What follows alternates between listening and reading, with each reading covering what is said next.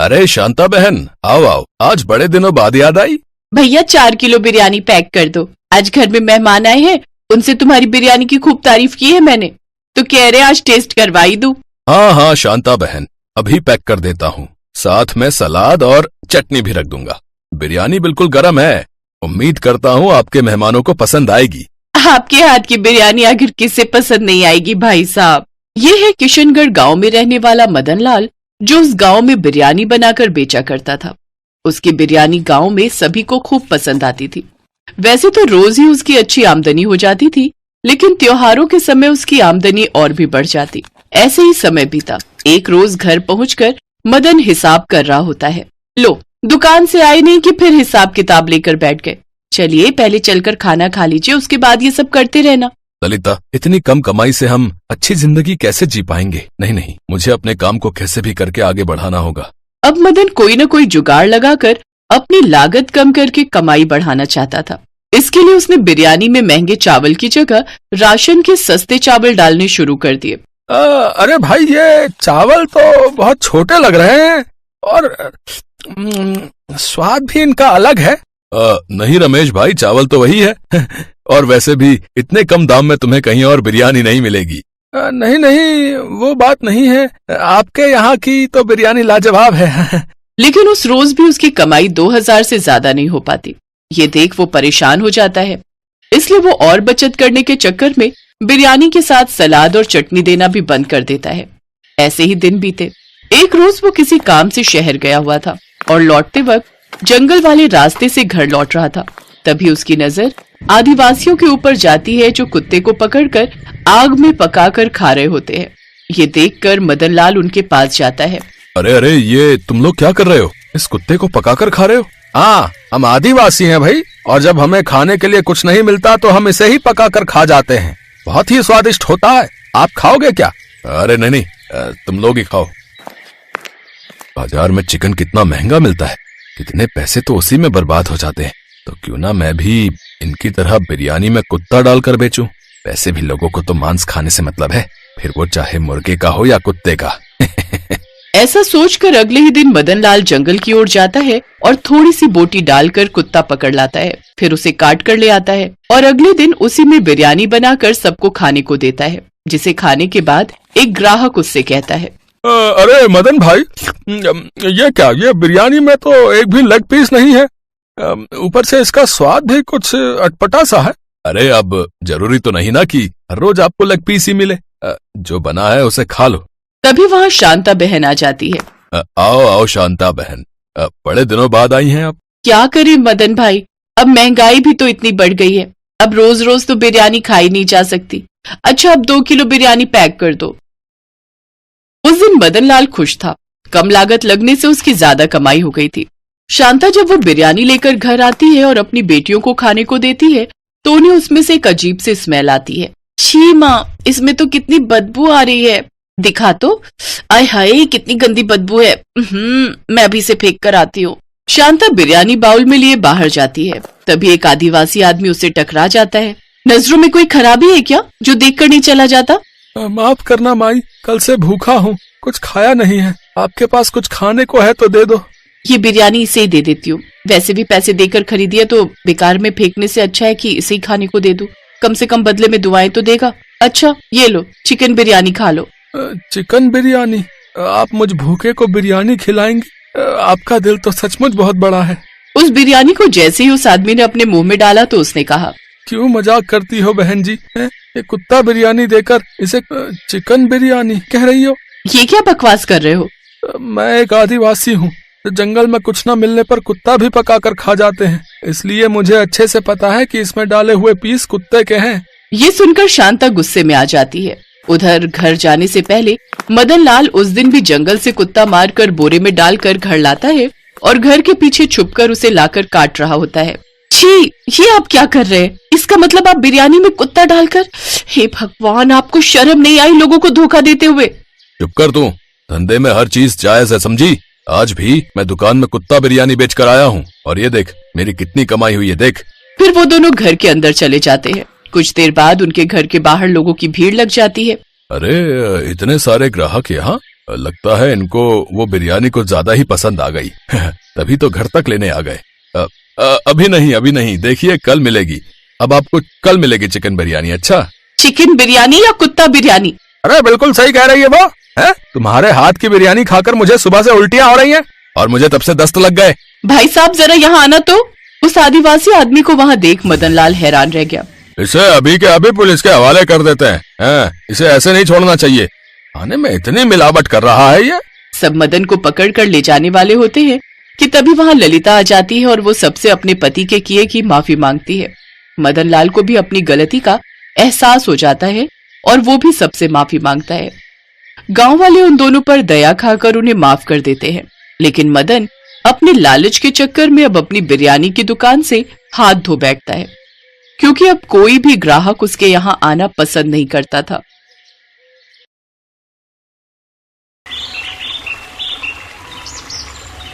करीम की बिरयानी पूरे मुरादाबाद में मशहूर थी। शाम होते ही उसके बिरयानी के ठेले पर ग्राहकों की भीड़ लग जाती थी। करीम का बिरयानी बनाने का तरीका बहुत अलग था। बढ़िया चिकन, मटन और खुशबूदार मसाले, खिला खिला चावल बिरयानी के स्वाद में चार चांद लगा देता था। पर अचानक एक दिन करीम को हल्का बुखार आया तो वो घर पर थोड़ा आराम करने के लिए उस दिन ठेला नहीं लगा सका।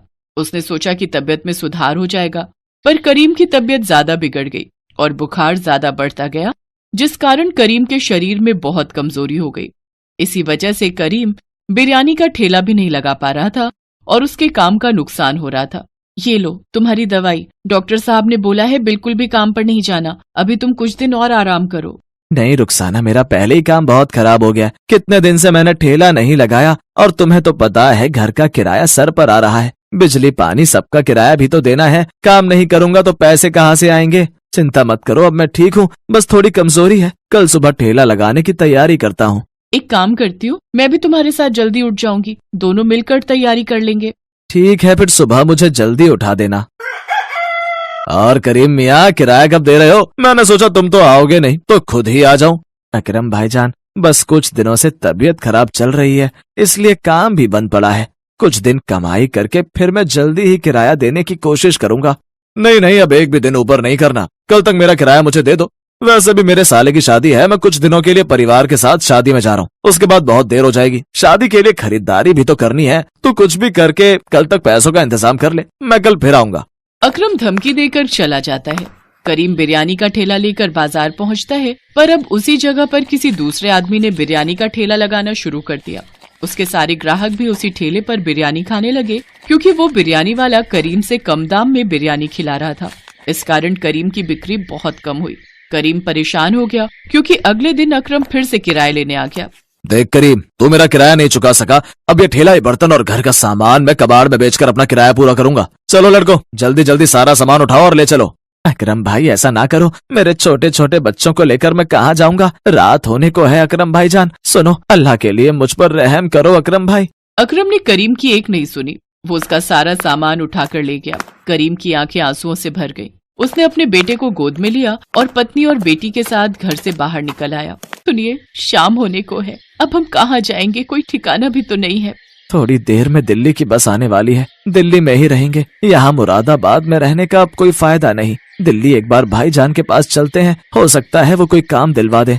करीम अपनी पत्नी और बच्चों को लेकर मुरादाबाद बस अड्डे से दिल्ली की बस में बैठ गया और दिल्ली अपने बड़े भाई रहमान के घर पहुंचा। पर रहमान की पत्नी सलमा ने उन्हें वहां रहने के लिए साफ मना कर दिया।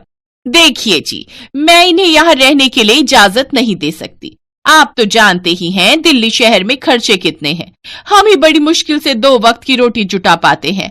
अब इन दोनों का साथ में बच्चों का खर्चा उठाना हमारे लिए बहुत ही मुश्किल है। आप बुरा मत मानो करीम भाईजान, आपको कहीं और रहने का इंतजाम करना पड़ेगा।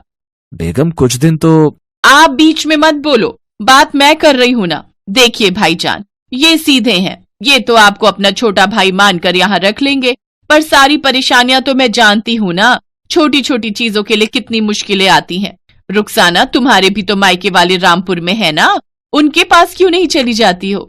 भाभी जान, आप तो जानती हो मेरे मायके में भाभी बची हैं, वो भी बड़ी मुश्किल से मजदूरी करके अपने मायके में रहकर बच्चों को पाल रही हैं। अम्मी, अब्बू, भाईजान सभी दुनिया से चले गए। कहते कहते रुखसाना रो पड़ी। कुछ भी हो, अब यहाँ आप लोगों के लिए कोई जगह नहीं है, माफ करना। करीम क्या ही करता, वो अपने परिवार को लेकर अपने भाई के घर से बाहर आ गया। सड़क पर भूखे प्यासे वो ऐसे ही घूमते रहे, ना कोई रुकने की जगह, ना कुछ खाने पीने का इंतजाम। करीम के पास जो भी पैसे थे सारे खत्म हो चुके थे।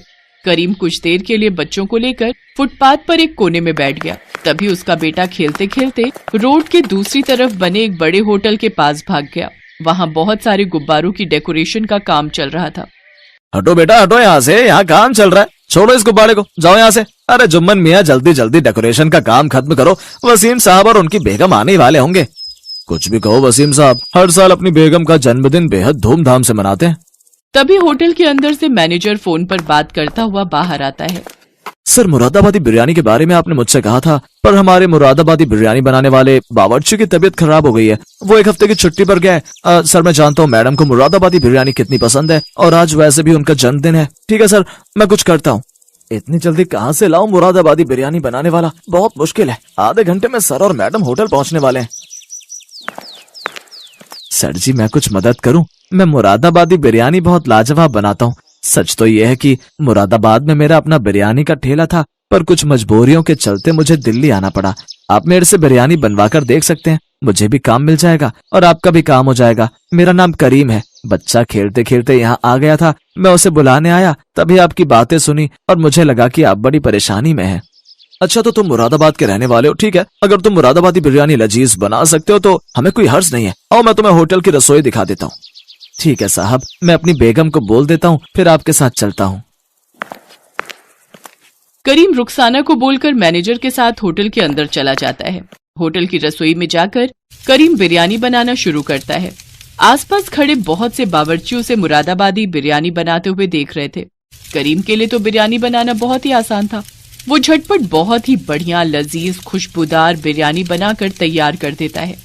मैनेजर उस बिरयानी को जब टेस्ट करता है तो वो हैरान रह जाता है। सचमुच करीम के हाथों की बिरयानी बहुत ही स्वादिष्ट थी। क्या बात है करीम मियां, तुमने तो बिरयानी बहुत ही बढ़िया बनाई है। मुझे लगता है सर और मैडम को तुम्हारी बनाई हुई मुरादाबादी बिरयानी बहुत पसंद आएगी। तुमने तो मेरी सारी परेशानी दूर कर दी। शुक्रिया साहब। करीम बिरयानी बनाकर होटल के बाहर आ जाता है और वहीं अपनी बेगम और बच्चों के साथ बैठ जाता है। होटल के अंदर से जन्मदिन की पार्टी की आवाजें आ रही थी। करीम बाहर ही इंतजार कर रहा था कि कब उसे मैनेजर बताएगा कि उसके हाथों की बिरयानी सबको कैसे लगी। काफी देर तक वो बाहर बैठा रहा। सुनो जी, आपको बिरयानी बनाकर आए बहुत देर हो गई, अभी तक मैनेजर ने आपको कुछ भी नहीं बताया। कहीं ऐसा तो नहीं कि वो बिरयानी बनवाकर भूल गए हो? एक बार आप खुद जाकर बात करते कि वो क्या कहते हैं, बच्चों को भी भूख लगी है। बेगम अभी तो पार्टी चल रही है, हो सकता है पार्टी खत्म होने के बाद मुझे बताएं। ऐसे बीच में जाना अच्छा नहीं लगेगा। कुछ देर और इंतजार करते हैं। तुम रुको, मैं बच्चों के लिए सामने ठेले से कुछ खाने का लाता हूँ। करीम जैसे ही बच्चों के लिए कुछ खाने को लेने जाने लगता है तभी वो मैनेजर को आते हुए देखता है। माफ कीजिएगा, अंदर पार्टी चल रही थी इसलिए आपको बता नहीं पाया। चलिए आपको सर ने बुलाया है। खान मियाँ करीम मियाँ की फैमिली के लिए कुछ खाने का इंतजाम कीजिए। करीम मैनेजर के साथ होटल के अंदर जाता है। मुझे मैनेजर ने तुम्हारे बारे में बताया। तुम्हारे हाथों की मुरादाबादी बिरयानी बेहद लाजवाब थी, हमारी बेगम को बहुत पसंद आई। इसलिए हमने सोचा है कि अब से तुम हमारे होटल में बावर्ची का काम करोगे और बिरयानी बनाने की पूरी जिम्मेदारी तुम्हारी होगी। जिस तरह से हमें बहुत पसंद आई है, हमें पता है हमारे कस्टमर भी इस बिरयानी को बहुत पसंद करेंगे। मैनेजर करीम मियाँ को कल से नौकरी पर रख लीजिए। शुक्रिया साहब, बहुत बहुत शुक्रिया। गरीब अकरम होटल के मालिक वसीम मियाँ को शुक्रिया कहता है। वो बहुत खुश था। उसकी आंखों में खुशी के आंसू थे क्योंकि उसे इतने बड़े होटल में बावर्ची की नौकरी मिल गई जहां पर उसकी तनख्वाह भी बहुत अच्छी थी। अल्लाह की रहमत से करीम की जिंदगी से दुखों का साया हट गया। उसकी मेहनत की वजह से दिल्ली जैसे बड़े शहर में बड़े होटल में उसे बावर्ची की नौकरी मिल गई और उसकी सारी परेशानियां दूर हो गई।